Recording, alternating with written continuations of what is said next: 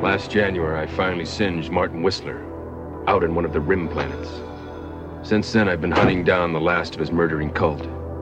We call them Trancers, slaves to Whistler's psychic power. Not really alive, and not dead enough. It's July now, and I'm tired. Real tired. Welcome to Film and Page. I'm Dominic, and in this video I'm going to be talking about the 1985 film Trancers, starring Tim Thomerson, Helen Hunt, Alison Croft, Thelma Hopkins, Art LaFleur, Biff Mannard, Michael Stefani, and Richard Hurd, directed by Charles Band and distributed by Empire Pictures. Now, the film Trancers is a movie that the only thing I'm familiar with it is the cover. This is a cover that I've seen in countless video stores when video stores were a thing. Every time I went into a science fiction section, I've always saw this cover. A few times I picked it up, kind of curious about it, but I never ever did see this movie until recently. I've seen it for years, but just for whatever reason, when I was growing up in the 80s, it never came on TV, or nobody I know ever rented it, or anything like that. And I'm really disappointed I didn't get to see this movie growing up, because I would have loved it. And this was like a hidden gem that I found on Tubi. Well, it's a hidden gem for me, because apparently this has quite the cult following. I found out when I was reading up on it online afterwards. And it's one of the film series that's Tim Thomerson is really, really known for. So Tim Thomerson is one of those guys that probably most people wouldn't know him by name, but they would know him by face, because he guest starred in a lot of TV shows. He's done like a lot of TV movies and B sci-fi movies. And two things that I know him most from is the 90s Flash TV show. He was in the pilot. He was the Flash's older brother cop that got killed, I believe, in the pilot of the 90s Flash. Also, the other thing that I know him from really well is the TV movie, The Incredible Hulk Returns. Because I had that taped off from television when I was a kid, and I watched that movie over and over and over again. And he played the main villain in that movie. And I've seen him in other B movies over the years. Another one I know him from is Metal Storm. That was a movie that was played a lot on First Choice when I was a kid growing up.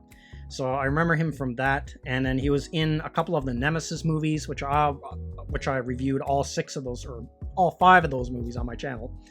And he's just one of those really familiar faces. And in this film with him is another really familiar face, is Helen Hunt, who co-stars with him in this movie. Now, Helen Hunt, what I really know her from, I think what probably most people know her from, is that 90s sitcom Mad About You, where she played opposite Paul Reiser. And the other things that I remember her from is the movie Twister, and also the Kevin Spacey movie Pay It Forward. That was another movie that I know her from. So I'll just give a quick breakdown of the plot of this film. So Trancers takes place in the 23rd century. That's where the movie starts off. And it's about a cop or a detective. He's almost like a Blade Runner type character named Jack Death.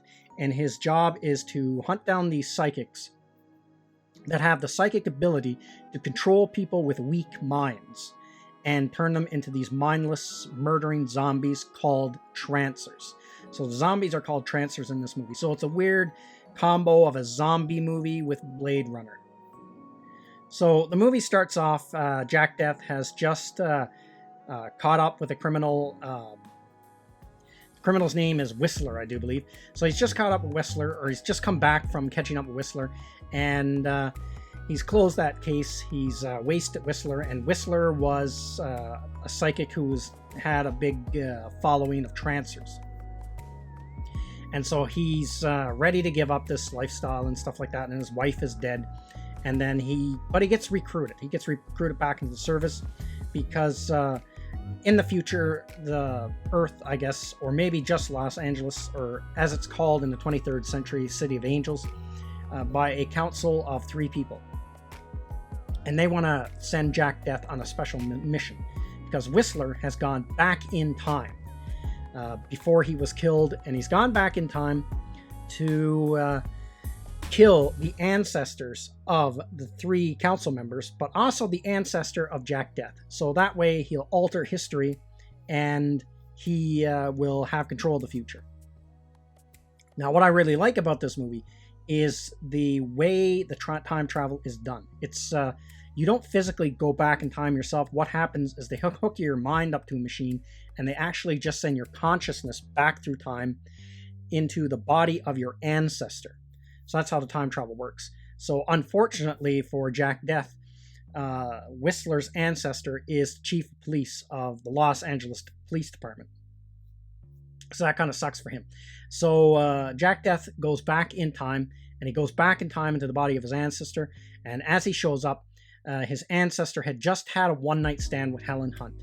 And so then Jack Death ends up convincing her to join him on his quest to stop Whistler. And she doesn't really believe him. She just thinks he's crazy, but they get attacked by a Trancer in a mall, and then she starts to believe him. And so that's where the adventure begins and goes on from there, where they have to try to stop Whistler, where Whistler has this massive advantage because he can turn people into zombies, but also he's in a high-ranking position of power in Los Angeles because he's the Los Angeles chief of police.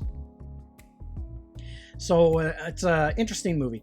And the other thing is now they can send physical objects back in time. So they send him some equipment to help him back in time. And one thing that is kind of cool is he has a watch that can stop time for 10 seconds for everyone around him except himself. So then it almost seems like he can move at super speed, or he can just disappear, which he ends up using in the movie and stuff like that. So now I saw this movie on Tubi, and I decided to watch it because I kind of I watched all the Nemesis movies, and then that kind of got me on to Tim Thomerson. I kind of got reminded of this guy again and all the movies I've seen him in. So I just started looking to see if there's other movies he was in that were on Tubi. And they have all the Trancer films on Tubi that you can watch for free. Well, they have ads and stuff on them, but still, they're free. And there's 6 of them. There's 6 Trancer movies, and I've watched 1 up through 5. I haven't watched part 6 yet. Now, I didn't know what to expect, but I have to say I was like really pleasantly surprised. Because right at the beginning, what I like about this movie is just the opening scene just grabbed me. Like the opening of this movie, it just really grabbed my attention and just sucked me right into it. So the movie opens up to this almost like Blade Runner-esque looking future. And where the future Jack Death exists in. And it's in the 23rd century, and it's implied that they have space travel capabilities because he actually caught up the Whistler on one of the rim planets, as he says in the beginning of the film. But the only thing, when we don't ever get to see any of these other planets in the series, in the Trancer series, unfortunately. It would have been kind of cool to have action on another planet. But anyway, the beginning scene and just him going into the diner and the way everything is lit and the special effects are like B-movie grade. But it's just something about it. It just caught my imagination. It's really sucked me into it. And this is something that I think B-movies of, like sci-fi B-movies of the 80s and 90s, probably even the 70s and stuff, were really pretty good at. Because when you watch them, they still feel like movies. They still feel like films. They kind of got that film look. So it really helps with the suspension of disbelief, where I watched other B movies that are modern ones were made today, and a good example is Nemesis 6, where it just doesn't suck you in at all because it just looks too fake. And one of the things that I find really takes me out of a film is that 60 frames per second look that just makes a movie look fake. It looks almost like too real. Like, it's hard to explain, but it does. It does have that effect where it looks too real. That's where I like 24 frames per second. So if a movie is like shot at 60 frames per second on somebody's iPhone or like a high-end digital camera, but they don't light it right, or it has that cheap look, and where the special effects almost like they were just drag and drop special effects from some kind of an app that you can just download on your phone. it just takes me right out of it. But just the way everything is, it kind of has almost like this dreamlike quality in these older films that really suck you in, and the first opening scenes really do that. And what I liked about this movie is you really got to see what Earth in this world looked like in the future. So you get to see like a bit of the city with the diner scene and his car, and then you get to see like the main building that the 3 council members live in and stuff, where he gets called in for his mission. But on top of that, you get to see what the world looks like on Earth, because you get to see out over Los Angeles. And at some point before the 23rd century, the great earthquake hit, and most of Los Angeles is now under the ocean. So there's actually a scene where he goes like diving for old artifacts from the parts of Los Angeles that are submerged underwater, and and it looks pretty good. They did a really good job of doing that. It looked really well done. So those are the things I really liked about it.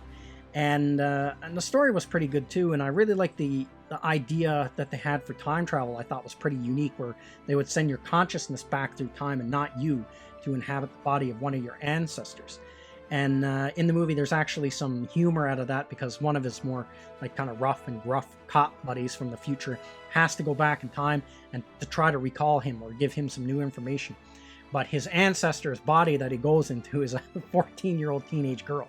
So you got this, and it's played really well by the whatever actress they got to play it. But she comes in there chomping on a cigar and stuff like that, and talking like this rough cop from the future. So it creates a pretty comedic situation.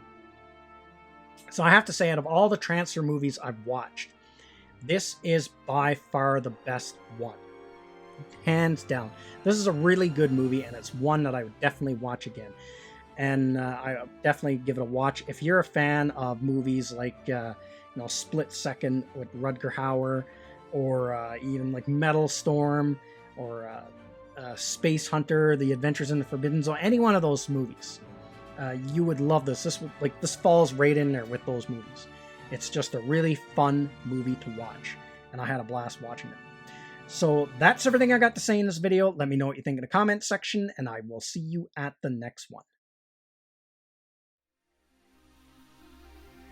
I'd like to say thank you to all of my subscribers. I appreciate you all in helping this channel grow. If you're new to the channel, don't forget to like, share, and subscribe. Also, don't forget to hit the bell icon so you'll be notified when new videos are uploaded.